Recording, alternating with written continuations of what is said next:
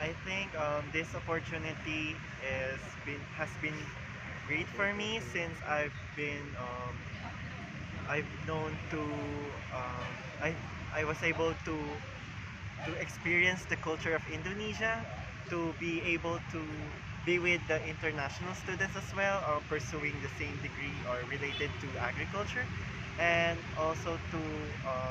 learn about agricultural technologies by the professors here in the University of Brawijaya. And I think this should be continued and open to more students internationally so that they could also experience what I experienced. This summer course, I would say it is one of the good initiatives taken by Universitas Brawijaya because it actually brings everyone from this